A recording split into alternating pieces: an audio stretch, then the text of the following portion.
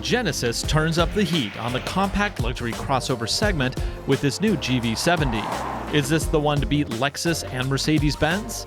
We have a complete look right now on Driving Sports TV.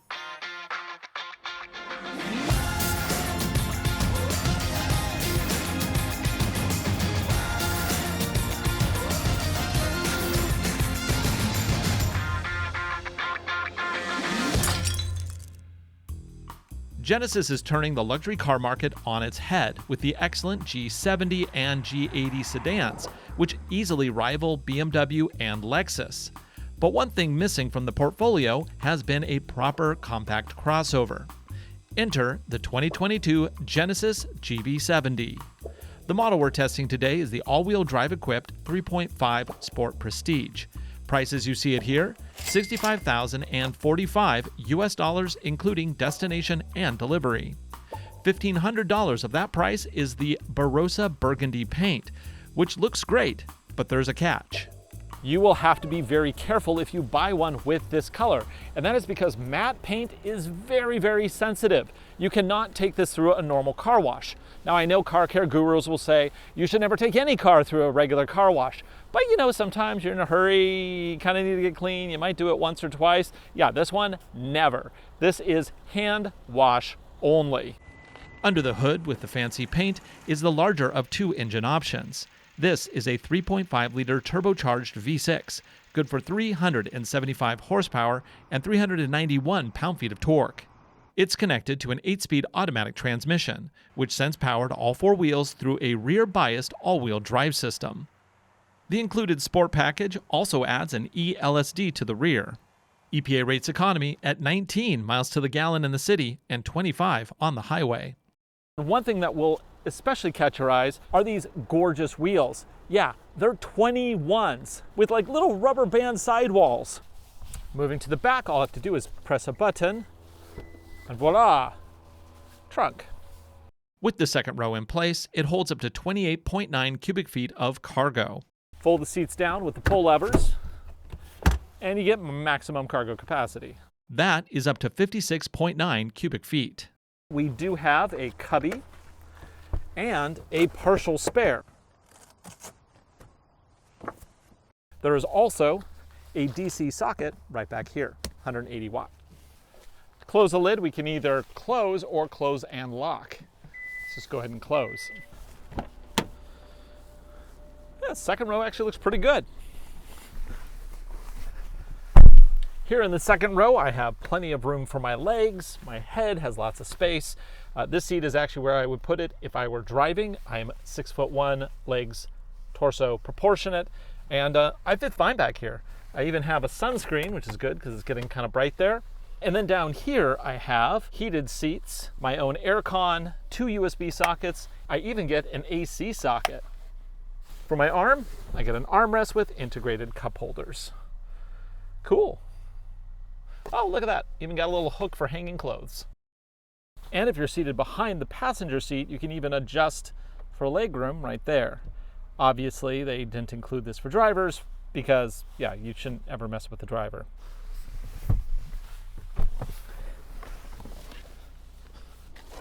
But what about the driver's seat? I got to give him credit. That looks unique. Now, you may love it, you may hate it. Fine. It is different at the very least. Let's go ahead and power it up. Oh, holographic display. This thing is so cool. What it does is it measures where your eyes are and it gives you a split image, which gives a real convincing version of depth. And it's kind of funny. If I block the sensor, then everything goes flat. And if I take my hand away, it sees my eyes, and now it's rendering something different for each eye and giving it such great depth. It's like there's like 6 different layers of objects within the gauge cluster. That is so cool. And the gauge cluster also changes depending on the drive mode. And we have lots of drive modes on here. We have Snow, Eco, Comfort, Sport, Sport Plus, which also takes a layer of traction control off, and finally Custom. You will note there is no off-road mode. I believe that's because of a licensing issue with a certain unnamed car company. So for whatever reason, it's not on here in the US market. However, I believe it's available on the GV70 and other markets around the world. The steering wheel, such nice leather. The design is simple. It gives me real clear controls over that gauge cluster.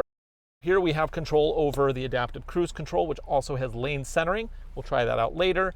And of course, this also has the full suite of advanced safety features, such as collision mitigation, blind spot warning, rear cross traffic alerts, and it even has a surround view camera system with a nice high resolution display. You even get a fancy 3D augmented reality view at low speeds.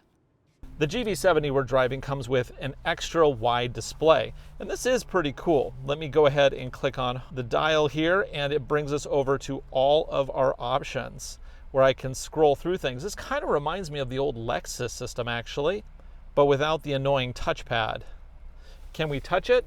Oh yeah, touch works if we have to use it. Now let's go to navigation and see how well search works. Let's touch the button here. Navigate to Victor's Coffee. No network response. Well, apparently it's down right now, so we can't actually test that. Let's see, can I even type in something? Let's just do a normal search. VICTORS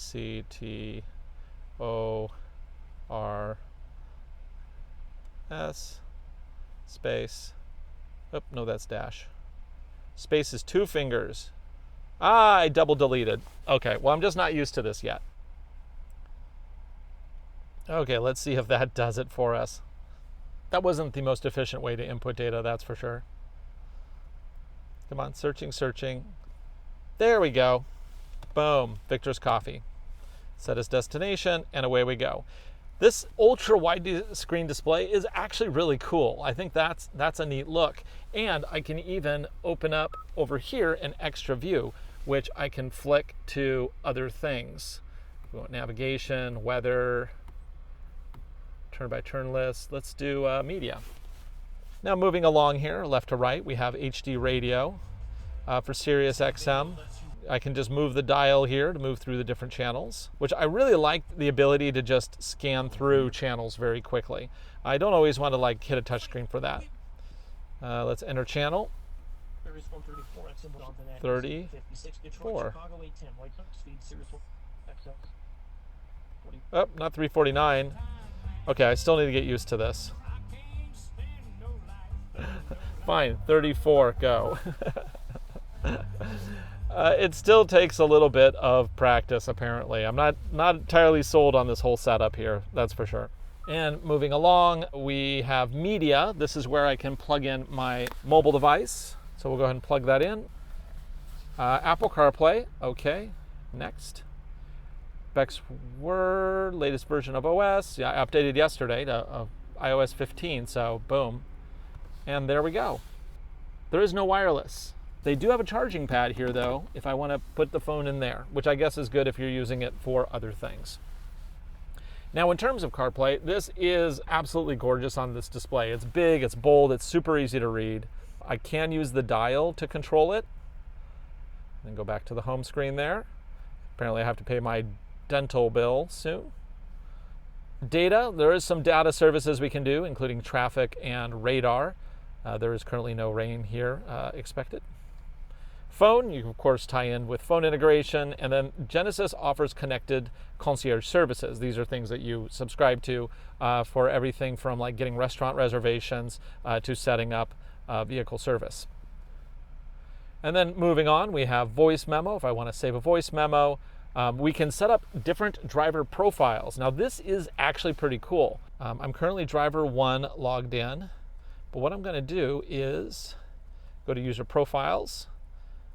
I'm going to go and set up a password for my user ID, 1234, 1234. Okay, password is set. And then from here, I can go to fingerprint identification. Now it'll ask for my password again. I can add a fingerprint, consent. For security purposes, you must have both keys when you're setting a fingerprint ID. That's kind of annoying because I don't have both keys, so I can't do this.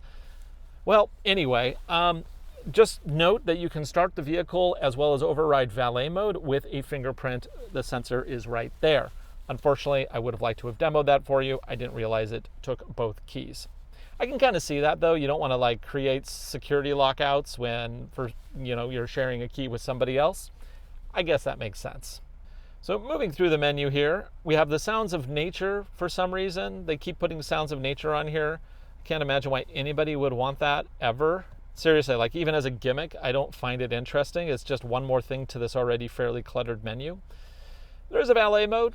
Seat has some cool stuff going on. Now you can, of course, set the passenger stuff here. But one thing to note is not only do you just have a ton of adjustments on this seat, there's also a special button up here, which is called the Ergo Motion stuff.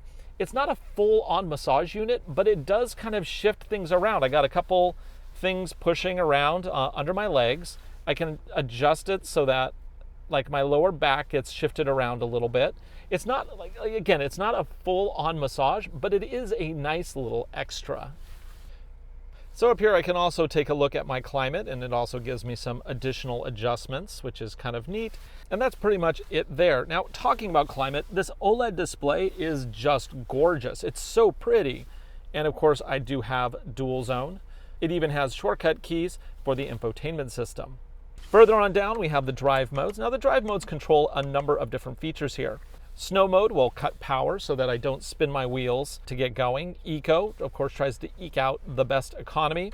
Comfort, nice balance of everything.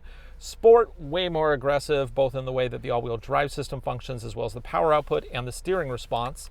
And then Sport Plus, which is just a little bit more of that, plus it cuts one layer of traction control. So you can get a little bit sideways, really feel the dynamics of the vehicle. There is a hard key for the surround view camera, as well as parking sensors on the outside.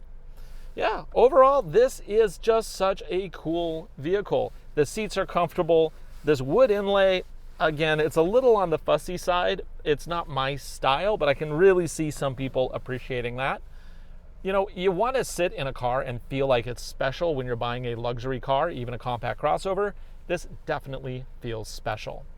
Something I kind of expect in luxury cars are fancy visors. I know that sounds silly, but when you drive a lot, the visor setup is really pretty important. Here I do have a light for the mirror, which is cool. I have that on the passenger side too. Yep. But there is no extension for those little bits of light that come through the side. Oh, nope, there we go. No extension, but the whole thing slides.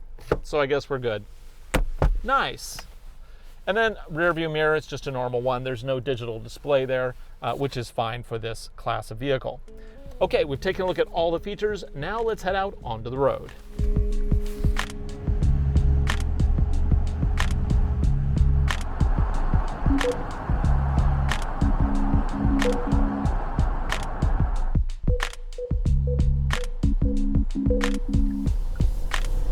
The moment you put the throttle down, you will notice this has a rear-wheel drive bias. Yes, it is predominantly rear-wheel drive, and it puts power to the front as conditions warrant. It is just a really sporty feeling vehicle, even though, yeah, it's a crossover. And the suspension is tuned in a way that it corners flat, and it just feels great. And then there's this gauge cluster. This thing is just nuts. The fact that it's fooling my eyes into thinking that it has multiple levels. It's like I'm looking into the gauge cluster. Now it is a little weird when my eyes hide behind the steering wheel, it goes flat because it can't position things for depth. But when I'm actually in the right position, it looks amazing. And you know, you can go pretty wide on the position.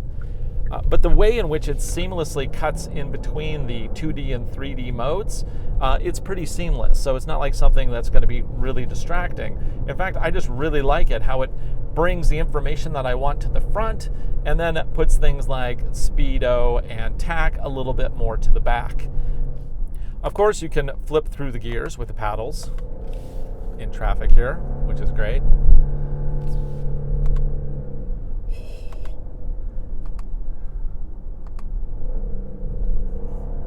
Man, this thing sounds great.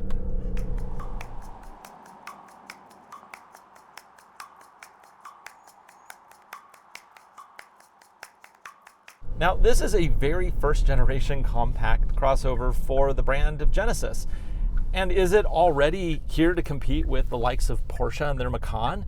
Yeah, very much so. It has a unique look, it has a very unique feel, it's fast, the handling is superb, the cornering feel is excellent. I mean, there's really no complaints about this vehicle. I mean, the one thing it could complain about is whether or not you like this particular design, but the execution is excellent. So really, it's just a matter of, your subjective opinion. The objective look at this is that it is really, really nicely put together. When you're looking for a luxury crossover, Genesis isn't the first brand that would come to mind. I mean, you would think of something like a GLC from Mercedes-Benz or, maybe an X3 from BMW. But if you are in the market for a luxury and sporty compact crossover, you definitely have to consider Genesis. Let me show you why.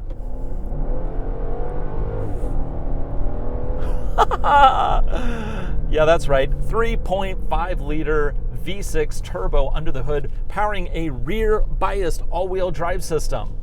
And beyond the performance, it also has a lot of active safety features built in. Of course, you get collision mitigation, blind spot warning, rear cross traffic alerts, and it also has a really good adaptive cruise control system. Let me go ahead and turn it on, set my pace, make sure the lanes are detected. I can see the details in the heads-up display, and then I'm gonna take my hands off the wheel, although you're really not supposed to. This is just for demonstration purposes.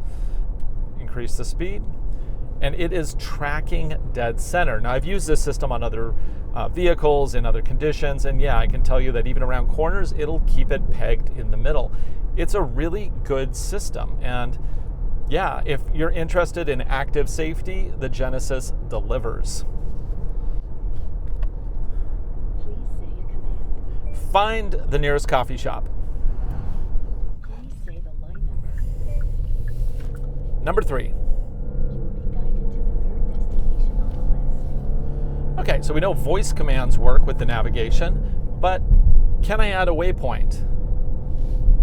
A command. Add stop, Starbucks.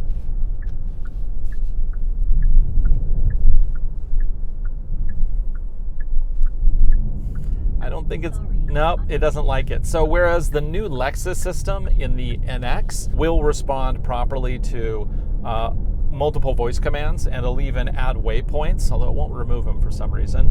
This one is a little bit more basic. But I do like that I can just touch the screen if I want. I don't have to use the dial down here. So you might be asking, why are we not taking this to our off-road test site like we normally do? And that comes down to the fact that this vehicle has a couple issues, and that is, A, the paint. Matte paint scratches something awful, and even the slightest scratch is very obvious. And we're not in the business of destroying cars, so we don't want to destroy the paint. Secondly, the tires and wheels. The tires have hardly any sidewall because they're rolling on 21-inch wheels. That is going to cause problems. And again, we aren't in the business of damaging cars. However, there is one test we can do, and that is the gravel slip test. Basically, the gravel will act as a slippery surface, which will show us what the system does. And we're going to slow down the video so you can see it as it does it. Now, this is a rear-wheel drive-based all-wheel drive system. It basically puts power to the back by default, and then it will transfer that power to the front as necessary. Let's go ahead and first do it in comfort mode.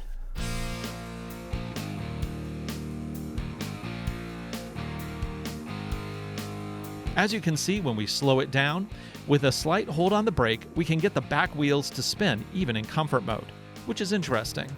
Usually car makers try to minimize traction loss at the standard setting. Now we're going to switch it up to Sport Plus. This actually takes off one level of traction control as well, so we should see some pretty good spinning.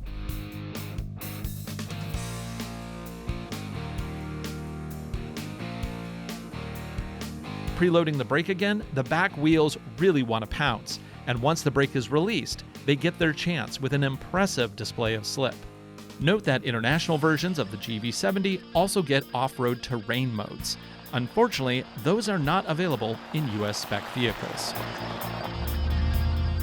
As much as I enjoy driving this GV70, the one thing I have to ask is, why don't they have a hybrid? And why don't they have a plug-in electric hybrid?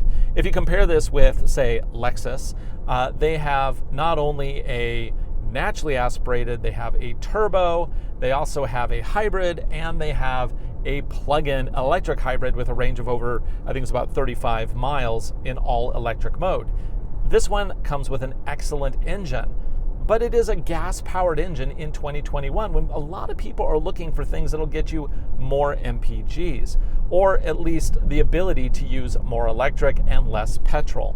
But if you're looking for a compact crossover that is unapologetically a sporty car to drive, this GV70 is in a class by itself, because this thing is amazing. Of course, the drive modes are more than just adding power. What they're doing is adjusting all sorts of different things with the system, because this even has adaptive suspension. And it's not just adapting to what happens, it's predictive. It can adapt based on what is coming up in the road. It is constantly scanning the road in front of the GV70, and it'll pre-adjust the suspension as necessary. And because of that, you end up with a suspension setup that is just spectacular. So let's take a look at how the drive modes differ. Right now I'm in comfort and I'm going to go through this corner. Yeah, the steering feels pretty good. It just feels like kind of like a normal crossover so far. And then the transition with weight, there's a little bit of roll in the body there. Steering feels pretty good, very much on point. Throttle feels pretty normal. Okay, so now let's switch it up to Sport Plus. Put in the throttle, way more aggressive throttle. And then the suspension itself, I have less body lean. I can also feel a little bit more what's happening when that under the wheels. And then the steering wheel is way tighter. It's like very small movements to turn around the corner. So yeah, big dramatic improvements between the different drive modes, which is good. Here on a paved level surface, we're going to do a 0 to 60. I have it in Sport Plus mode, and I'm just going to drop the hammer. 3, 2, 1, go. Kicks in. Whoa, power. Whoa, that second gear shift is hard. 4.98 seconds. That's quick. And if you're looking for a compact crossover that can really scoot, yeah, this is the one.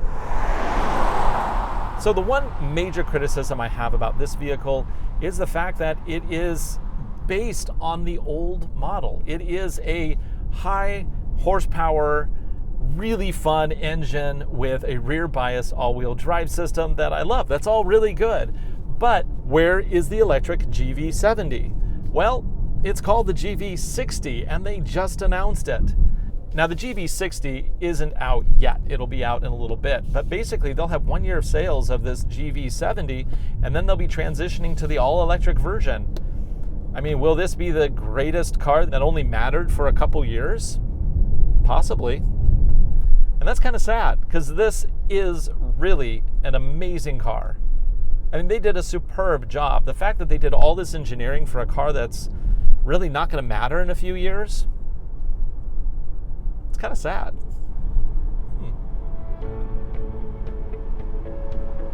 If you're looking for a compact crossover with character that is also just loads of fun to drive, but is also practical, this Genesis GV70 is an excellent choice. Now, the real problem is going to be finding Genesis dealers near you because there's not a lot of them yet. You might have to buy through a Hyundai dealership, and that dealership experience isn't always the best. You know, it's like a mainstream car dealer. You're not getting that luxury experience that you get with the likes of, you know, the Mercedes-Benz stores, Lexus, things like that. But in time, as they add more Genesis stores, I think this one will definitely be a luxury car to consider. For Driving Sports TV, I'm Ryan Douthit. Thanks for watching. Be sure to like, subscribe, share our videos. We make them for you, and we hope you enjoy them.